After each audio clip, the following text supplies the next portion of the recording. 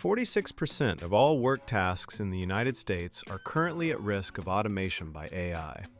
That number does not come from a tech blog or an AI startup trying to sell you something. It comes from Goldman Sachs, one of the most conservative financial institutions on the planet. And the jobs at risk are not the ones people expected. Not the factory floor, not the warehouse. The jobs at risk are the ones with degrees attached to them. Paralegals, junior analysts, marketing coordinators, research associates, content managers, proposal writers. If your job involves sitting at a computer, researching, writing, analyzing, or communicating with other people, then your job is inside a category that AI is already redefining. Not in 5 years, right now, today. Most people are doing one of two things with this information. They are either panicking or they are ignoring it. Neither of those is a strategy. This video is a strategy. Here is what AI replacing jobs actually looks like on the ground. It does not look like robots walking through office doors. It looks like this. A law firm reduces its paralegal headcount from 12 to 4. Not through dramatic layoffs, gradually through attrition, as one AI platform begins handling contract review, deposition summaries, clause extraction, and compliance flagging faster and more consistently than the human team. The 4 paralegals who remained are not doing paralegal work anymore. They are directing the AI, auditing its outputs, and handling the judgment calls that require context a model cannot access.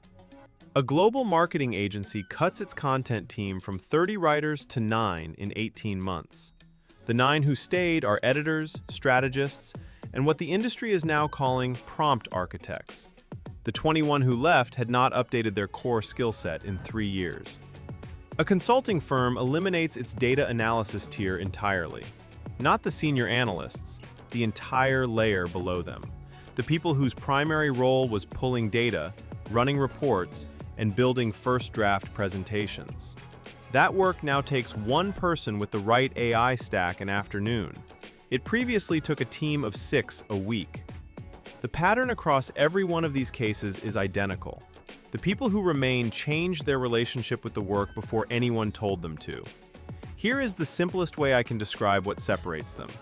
The people losing jobs were doing tasks. The people keeping jobs are directing systems. That loop, that specific loop, is exactly what large language models were designed to do.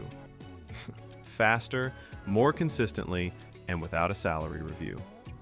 Directing a system means something entirely different. It means knowing what to ask before the AI can ask it. It means knowing when the output is wrong, even when it looks right. It means supplying the context that no model has access to. Knowing which judgment call requires a human and which one can be delegated. That set of skills is not automatable. Not yet, possibly not ever. The white-collar workers who are winning right now are not the ones who are simply good at using AI.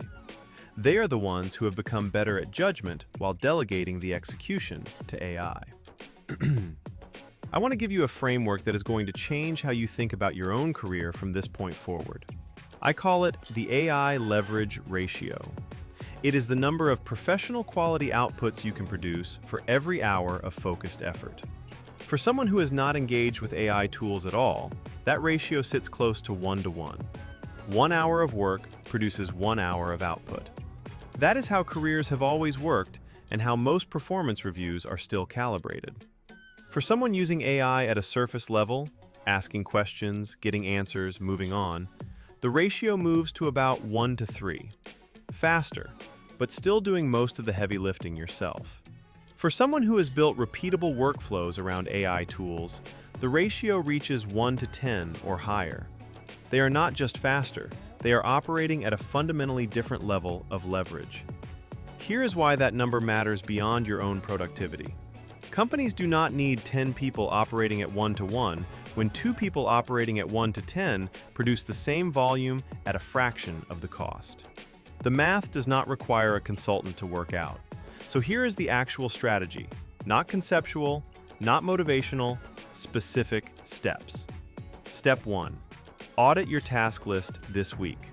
Write down every repeatable thing you did that required more time than it required judgment.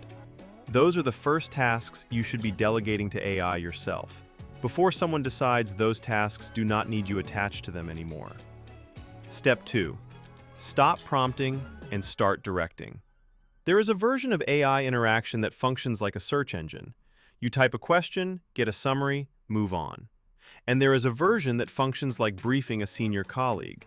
You provide context, constraints, a role, a desired output format, and you refine the result.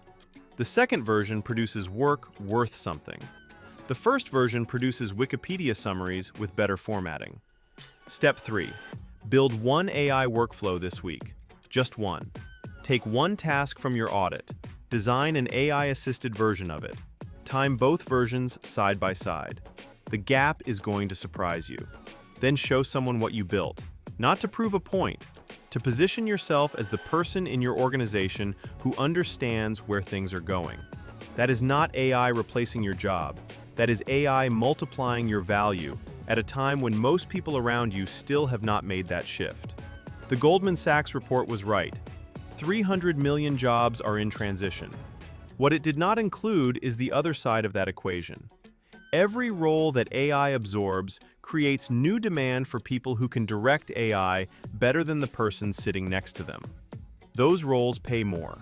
They require more judgment, and they are significantly harder to replace.